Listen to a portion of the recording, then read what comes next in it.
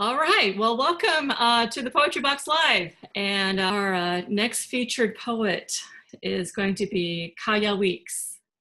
Kaja Weeks is a poet, essayist, and classically trained singer whose writing contemplates music and healing, as well as identity through multiple generations. She is the American-born daughter of World War II refugees from Estonia, with her poetry weaving new strands of universal themes of ancestry, displacement, migration, and one's sense of self. She is also a clinic-based music educator in Maryland who engages young children with autism to their earliest communications with playful singing. Her theories on development and early musicality have been represented in keynote addresses and scholarly journals in both the US and Canada. It is my pleasure to welcome Kaja Weeks. Thank you. Thank you so much. And I'm so happy to be here this evening or afternoon, depending on where you are. And so grateful to Poetry Boxer's co-founders, Shawn Aveningo Sanders, the great managing editor, and also to Robert Sanders for, among other things, his impressive book design covers. So this is the book that he designed the cover for. And I also wanted to thank Michael Huang in Estonia for his beautiful photo of the Estonian forest and sea. And thank you so much to everyone here in the audience who came tonight to hear all of us. So the title of my book is Mouth Quill, Poems with Ancestral Roots. And the term mouth quill comes from my ancestral language, Estonian. And mouth quill is suu de suilg in Estonian. It's a poetic symbol for the singer's magical tool found in old runic verses, such as in the line, tooge mulle suu de suilge, siis mina laulan linnukeeli. Bring to me my mouth quill, then I shall sing in the voice of birds. So some of the poems are going to include some Estonian words. In the book itself, those things are in the notes, but here, if it's not translated right in the poem, I'll give you a heads up first before I read the poem. So to begin, in the first poem, Saaremaa, Pärnu, and Liivimaa are the names of places in or near Estonia. Ancestral journey beneath ice sheets. My ancestors migrated forward in time, but I migrate backward, back to the Baltic ice lake, melting, overflowing with spectacular rivers of waterfalls.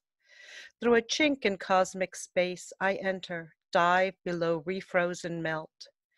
Beneath ice sheets lies land mother will call home, and I will plummet to find my origins.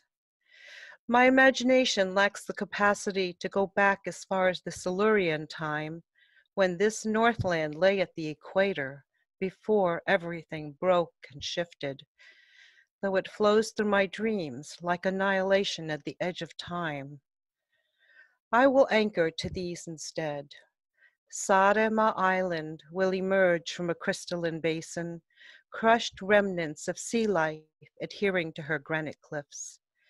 Pärnu will appear like a miracle on a bay, sailway to Saaremaa by summer, ice crossings meters deep by winter. Just south, Liivimaa's thawed sea waves will scatter amber at our ancestors' feet. In the next poem, Maretta and Vaike are women's names. Little songbird. Maretta's melodies, old Vaike's visions, all these I carried, fragments and whole. Lives conjured into air by sounds that never stop, murmured into history from cradle to byre. Those runic tunes of lost silver beads, snakes, rain charms, and northern stars. When darkness descended, too early and too full, I sang, took flight.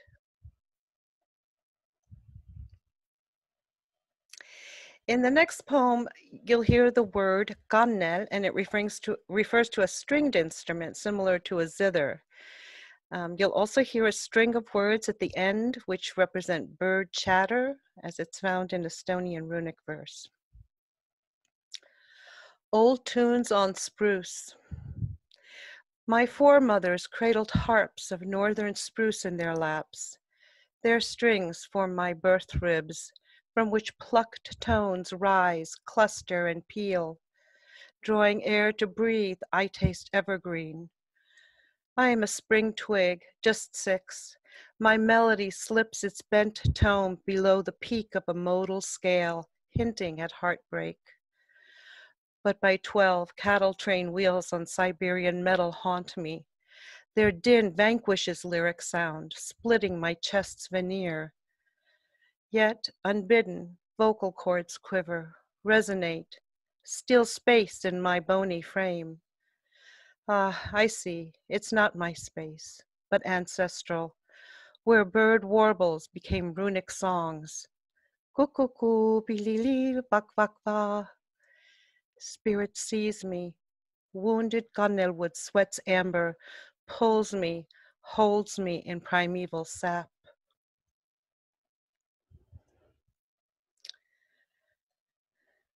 Coastal meadows.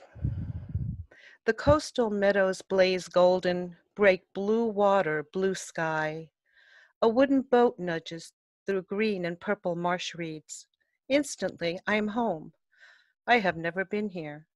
But this place settles me, the grassland cradling, as if singing and rocking an infant to sleep. Who slipped this place in me? Was it my choosing, or has it crept unknown? When did it come to quicken my breath, and then supply a resting sigh? I am a refugee's child, daughter of a true native daughter of southwestern Estonia, who grew with her mother's hollow in her heart. I long for the resting sigh she was ripped from, for the sway of reed plumes on her seaward creek. Her stories, a mirage of sounds, and my yearning, gild sight, bending time and space.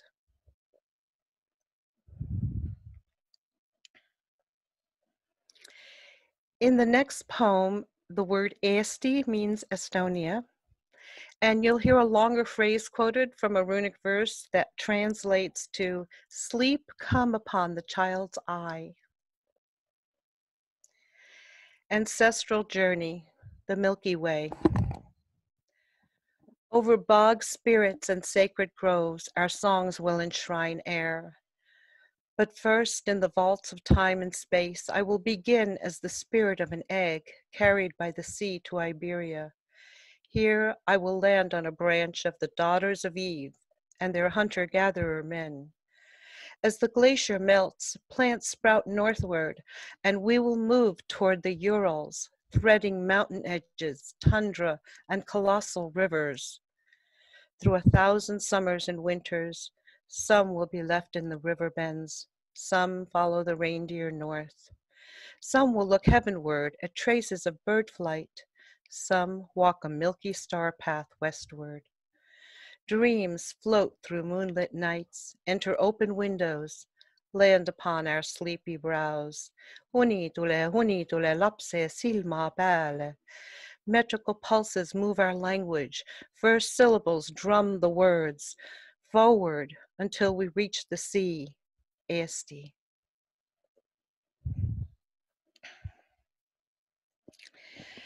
The phrase that you'll hear in this poem are lulling sounds, like in lullabies, and again, found in runic verses, and which I myself heard as a young child. The rise. Mother's lulled notes, old whispers nuzzled my ear on late nights. I could hardly catch their fuzzy edges as sleep took me. Hey, whoosh, whoosh. Mother's mother was born on a farm near the sea, southern Estonia, 1895. Sea gray waves rustle, sleep mists its way from coastal stones, crosses 1,000 miles, falls upon my eye. Song saved me. Like steam from your smoke sauna, my spirits rose skyward, hissing before the rise.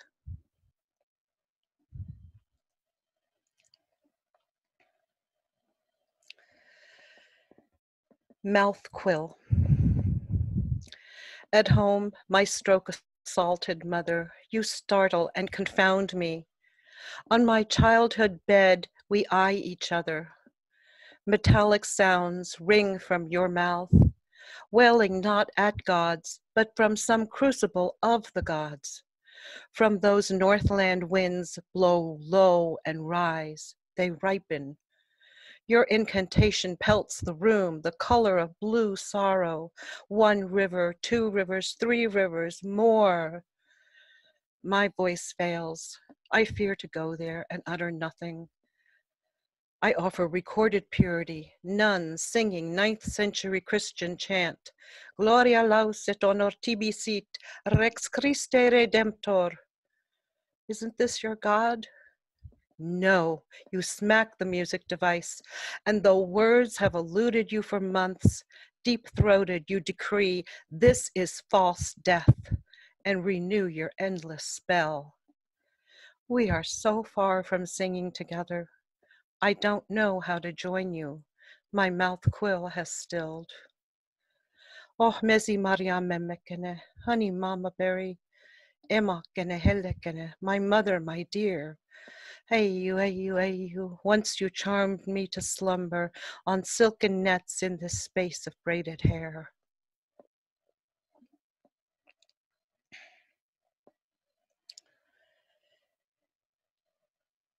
The next poem, Seabrook Farms, refers to the place where my parents, who were refugees during World War II, came to America, and Seabrook Farms, of the famous Seabrook Farms Frozen Foods, which was the first big frozen foods production place in South Jersey, was their sponsor to come to America, along with other Estonians and many other people who worked there as well on this big corporate farm.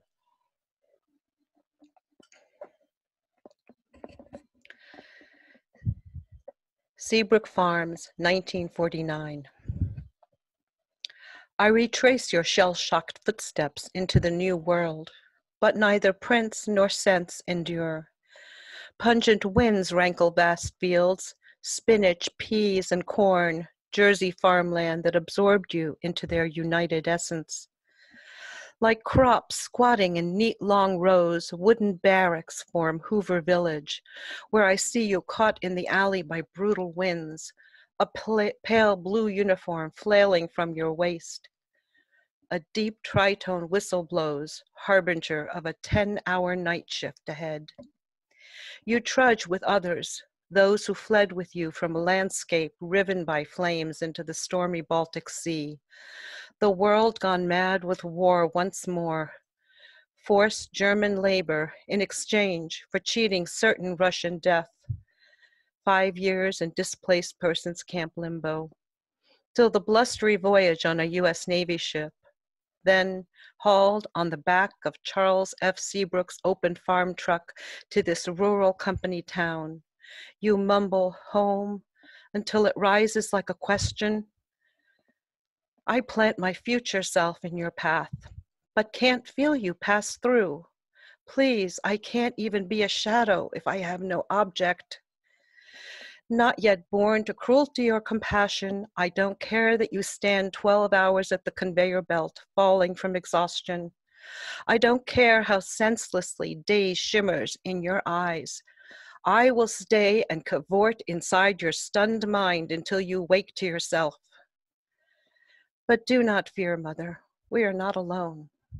Your starched white hat bobs along with resettled Nisei ladies, sorting peas for freezing, field raked by Tennessee migrants, Estonian boys, West Indian laborers, former German prisoners of war. A motley crew of the dispossessed stitched into a patchwork of America.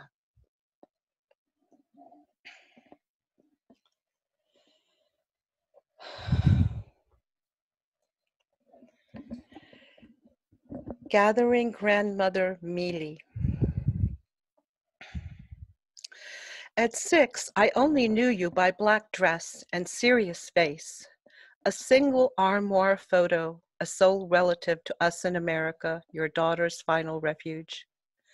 At 8, I heard your eyes were green, just like my mother's and mine. I calmed in the secret belief this made the three of us soulmates. After her wartime flight, your eyes never met hers, nor ever saw mine. Did you know I existed? At 12, I collected your letters on airmail thin blue paper addressed to your daughter with a coded identity. Creeping up 4 flights of stairs to a crammed office where I murmured, Maria Carro, not my mother's name. After my mother was gone, I first saw a letter in your rounded script refer to little Kaja and wept, your endearment half a century old. I finally met you last summer in Baranu, in a lightly wooded cemetery by a river. My husband spotted you. My son-in-law scraped the stone that declared me. My daughter and I planted white asters tilled with soil from America, from your daughter's grave, and I sang you a song.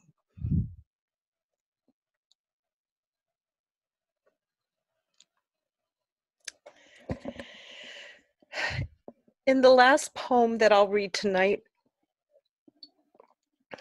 there's a phrase, Murue de Dutret. It's from Estonian mythology, and it refers to maidens of the Lady of Grass. The Songstress, Pine Barrens, South Jersey, in memory of Ellen Barve Valsar. Magical songstress, dressed in linen, a woven currant white belt wrapped 3 times around her waist, the long end falling freely. In darkness she stood alone, spotlit in a field. We waited almost in silence, except for those summer night sounds, crickets, a branch crackle, bullfrogs. When she opened her mouth and high sounds emerged, they were fantastical, glides and leaps upon vowels, singing, whistling, or birdsong. Some were shepherd's calls. Ae, ae. Murue de Dutret came, those sprites whose singing drove animals of the forest to thrive. Mythic images of the yolk and white of a bird's egg washed to shore. Our sun and moon appeared. Thank you, everybody.